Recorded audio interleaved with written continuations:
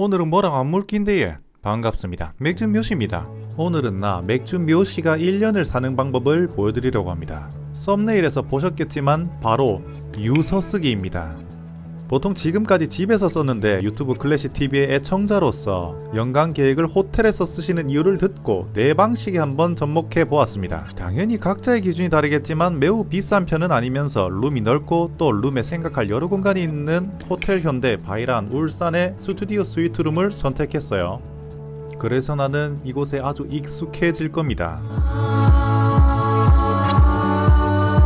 녹아들기 전에 전날에 푹 자두는 것이 굉장히 중요합니다. 체크인이 이르다면 도착하고 쪽잠을 자도 좋겠지만 당장 저는 하루밖에 묵을 여유가 없어요. 고로 푹 자두기는 녹아들기의 전제조건입니다. 그것도 혼자로요. 그리고 아주 편안해집니다. 그런 의미라면 집이 더할 나위 없겠지만 가족이나 반려동물이 옆에 있으면 미안하지만 지금의 나에게는 방해일 뿐입니다. 후에 써보시면 아시겠지만 꽤 울컥하기도 하고 눈물이 쏟아지기도 합니다.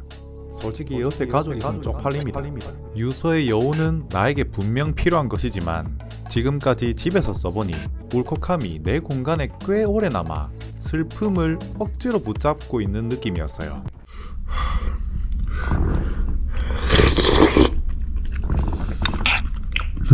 그래서 나는 밖으로 나왔고 한 공간에서도 다양하게 세분화된 공간을 찾아 이곳으로 왔습니다. 나는 엉덩이가 무거운 편이 아니라 이곳저곳 자리를 옮기며 생각하는 편이에요. 보시는 여러분도 지루하지 않을 테고요. 그렇다고 헤이 이 시위에 시비를 가리자는 얘기가 아니라 지금 당장에 나한테 필요한 것들이 아닌 불필요한 것이 이 집중을 발산시킬 수 있다. 뭐 어쩌겠어요.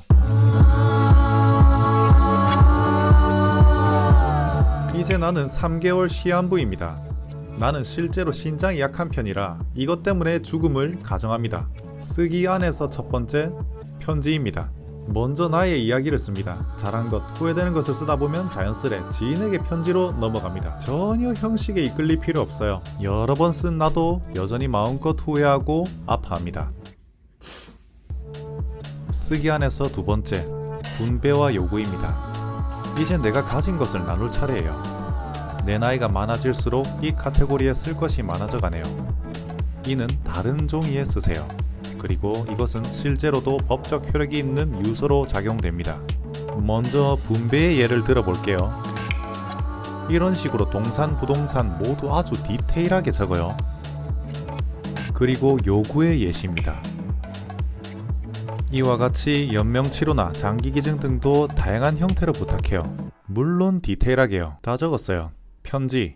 그리고 분배 요구로 나눈 것은 편지에는 이해관계를 최대한 없애고 나의 진심을 담기 위한 것과 요구사항이 크게 들어가지 않는 한 법적 효력이 크게 필요 없는 점을 고려했어요. 허나 분배와 요구에는 법의 효력이 필요해요. 실제로 내가 불가피하게 세상을 뜨게 됐을 때 작용하는 종이라는 것입니다. 유언 공증이 따로 있지만 절차도 복잡할 뿐더러 적어도 내 가족은 파렴치한 가정이 아니라 생각하여 죽은 나의 요구를 민사적으로 틀지 않으리라 생각하기에 이 정도까진 필요 없다고 생각해요. 반대로 말해 강제성은 공증에 못 미치지만 노력에 비해서 지니는 법적 가치는 꽤 크단 말이죠.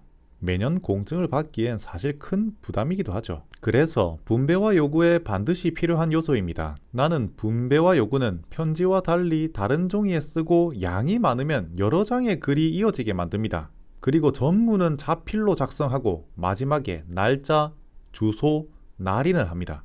자, 다 썼습니다. 적어도 우리의 목적이 이 동기로 사용하려고 하는 것만큼 이 물건과 액션을 이용해서 저 유서를 대신 생각나게 해주는 게 필요하다. 그것은 잘 보이는 액자에다가 끼워놔도 되고, 생각해보니까 매년 유서를 쓸 것 같으면은 유서 전용 만년필이나 펜 같은 걸 이용해서 그거를 잘 보이는 곳에 놔둬도 굉장히 괜찮은 생각이겠다, 그죠? 그 다음 버전으로는 바로 이 행동의 매개체로 쓰는 거죠. 저 같은 경우는 이 신발을 신을 때 유서를 생각나게 합니다. 왜냐면은 또 이 신발을 신을 때가 보통 하루의 시작이나 어느 정도의 변화가 있을 때거든요. 이 행동에다가 매개물로 쓰는 게 얼마나 좋은 방법이냐면 이 유서뿐만이 아니고, 예를 들어서 엄청 긴장되는 자리가 있어. 취중생 여러분들은 면접을 해야 된다던가 아니면 발표를 해야 된다던가 이럴 때 저 같은 경우에는 이 엄지손톱을 문지르면은 긴장이 풀린다라는 각인을 만들어 놨습니다. 본인들이 무의식적으로 하고 있는 행동을 찾아서 거기에 각인을 심어 놓으면은 정말 유용하게 사용할 수 있습니다. 정말 좋아. 근데 무언가 계획 같은 건 빠진 느낌이죠. 구체적인 계획은 나는 귀찮아요. 보는 여러분은 알아서 하세요. 나는 올해도 안 해서 후회하는 것부터 차차 해갈 겁니다. 그것을 중심으로 새 생명을 얻었다는 동력으로 각주를 붙이며 올해를 살아갈 겁니다. 나는 3년쯤 쓰다 보니 내가 원하는 방향이 눈에 보이더라고요. 그것 중 하나가 유튜브이고요. 누군가 간절히 살고 싶어 했던 내일을 나는 오늘로 선물 받았어요.